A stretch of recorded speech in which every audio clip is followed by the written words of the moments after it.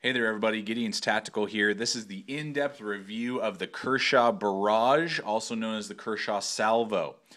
So we're going to jump right into it here. I'll give you the difference between the two first off. The Kershaw Barrage was designed and produced, and only 412 models were ever produced. 412 of this Kershaw Barrage.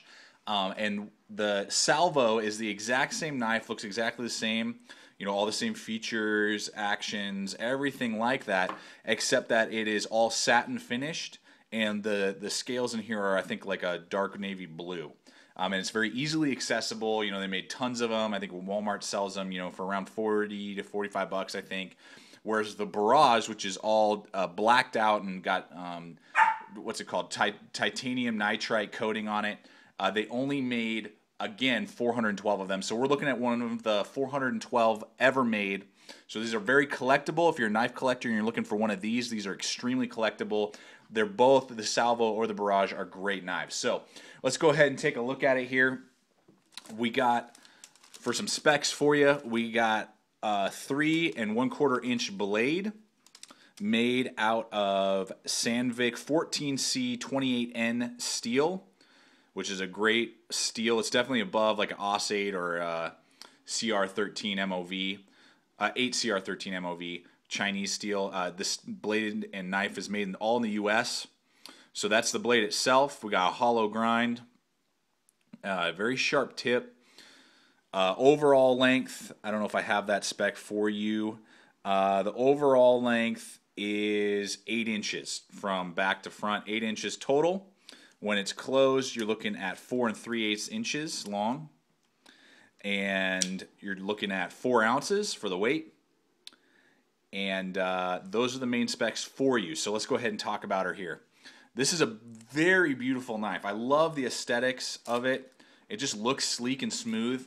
Reminds you a little bit of a Kershaw Leak. They're 3-inch open assist knives. Very similar in design with the blade. And the handle is very similar on this side to a Kershaw Blur. So they kind of took a Blur and a Leak and kind of morphed them together to give you this Barrage or Salvo, depending on which one you are interested in or going to buy. So the blade itself in that Sandvik 14C28N is patented and owned by Kershaw, I believe. I don't think any other company is allowed to make that particular Scandinavian steel, but it's a great steel. It's just one step above, AUS-8 or the normal Chinese steel that you'd have on most knives. And it holds an edge really, really well, and you can get extremely fine edge. Out of the box, this knife is a razor, hair-popping, shave with it, sharp. Hollow grind, I believe I already said that, but hollow grind to an extremely precise tip. It's very thin. You can like dig out little splinters with that. Pierce amazingly well. It does have a little bit of a belly on it, which is great. It's a little bit better, I think, than the Leak blade design, where it has much more belly. So you can do some really good cutting with it and slicing, opening boxes, doing whatever you would want with it. It has a nice, pretty thick back here, very flat, flat black backing right here. I would say the only thing out of this blade, and it's perfect size, 3 1/4 inch blade, I think is perfect. That's my ideal size. I don't really like 3 1/2 inch blades. They're just a little too big, and 3 inch or under, sometimes they're a little small. I believe that this is a perfect sized EDC blade, the size is. And you could definitely use the blade size in a tactical role. And it's designed, to be able to pierce very easily, very well. And this is going to slice and do some major damage if you did have to defend yourself with a pocket knife. We would never hope to do that.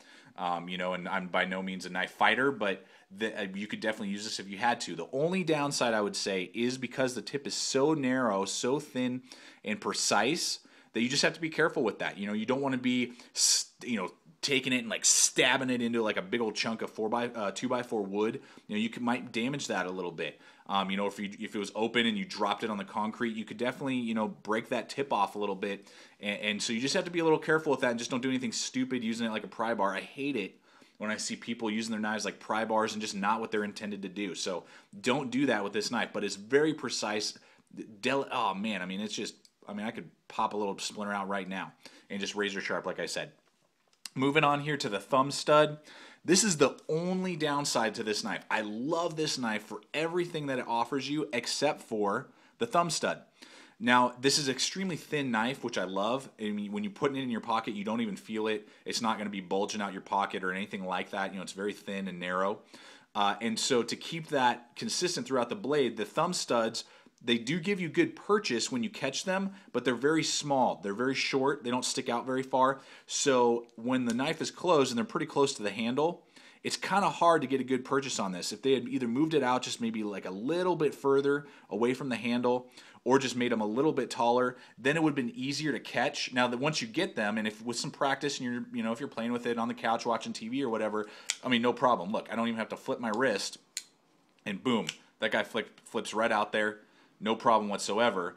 But and this is what would only hold it back a little bit from tactical deployment is the thumb studs are kind of hard to catch, and in a life or death situation when your adrenaline is running, you may kind of miss that and may either not catch it very well and not deploy it all the way or whatever. So I mean, you just have to practice with it. I mean, for everyday EDC use, there's no problem whatsoever. You're not going to be like, oh man, I'm never catching this thing. But in a life or death situation, I could see how that may cause a little bit of a problem. But it just keeps it very thin and it's not sticking out and catching on stuff. But great thumb studs right there. Moving on to the deployment itself. It's a little stiff in here. I do believe it has a brass phosphorus bushings in there. I can't see them, but I would assume... I'm trying to look. Yeah, I would assume that it does have those. It is slightly stiff. Now, this is like brand new still, but even as I'm playing with it more and more, it's loosening up a little bit to where I can almost, without even flicking my wrist, most of the time get it to lock up and actuate. And just with a little bit more play or a little bit lube, WD-40 or some sort of, like gun lube or something, hops lube in there, it'd be fine, and, you'd get awesome action out of it. So you got a torsion nut driver in there so you can tighten and loosen it. Moving on to Lockup. Lockup is fantastic. I love the Lockup because whoosh, on the other side we have a frame lock. It's not a liner lock. It is a frame lock. And the purchase on it here, trying to get it here for you in the light. The purchase is about 40%. No, scratch that. 50% of the blade. It purchases right here about 50% of the blade.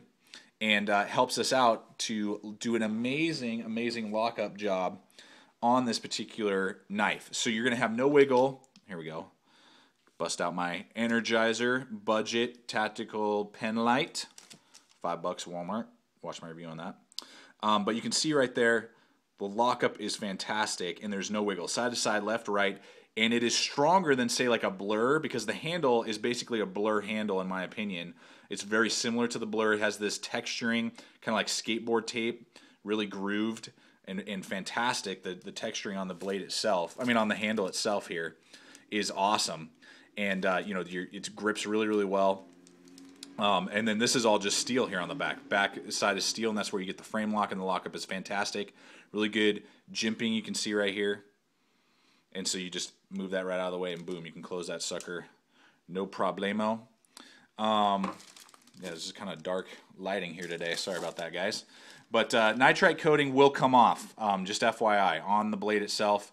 The coating that they use will definitely, over time, kind of wear off a little bit. You're going to get nicks and scars and scratches. But, hey, man, that just shows that you use it. Exact same pocket clip that the Kershaw Skyline uses. And that's an amazing pocket clip. Rides and what's awesome, because it's on the steel, it's very tight up there, so you're not going to lose it and it's not going to fall out of your pocket, but it's not going to chew up your pocket and mess up the cloth on there. But very, very, very strong pocket clip. Tip up, tip down, love that. No lefty, not for lefties though in that design, which is stupid, but whatever. And then you got a lanyard hole. You could definitely get paracord through there if you want to put a lanyard on it. So the pocket clip is awesome. I wear large size gloves, feels great in my hand. I still got plenty of room on my pinky there. An attempt at jimping right here. And that's, just stupid. They did a terrible job with that jimping. That's just aesthetic. That's not going to give you any texture right there. I would have liked to see a little bit better jimping on the blade right here, and even up here a little bit, because when you're holding it, your thumb wants to rest like right above those thumb studs, and there's no jimping right there. It's a thick blade right there, so you're going to feel fine, and for everyday tasks, who really cares? But it always helps when you have some jimping there. So feels great in your hand though, and again, slim. You got I believe a Zytel spacer back here, and you got screws so you can take this all apart, blow it out. So that's the Kershaw Barrage, and the salvo is the exact same. Very collectible. Some of you guys may not even want to take it, outside. You just want to hold on to it and keep it collectible. But that is a great EDC blade if you buy the salvo, or maybe buy a Barrage, save it, collect it, and then buy a salvo and take it out and beat the crap out of it. But extremely strong, overall awesome blade. I would highly recommend it from Gideon's Tactical. And if you can get your hand on a Barrage, you're not going to regret it. So thanks for watching, guys. Stay equipped, stay prepared. I'll see you out there.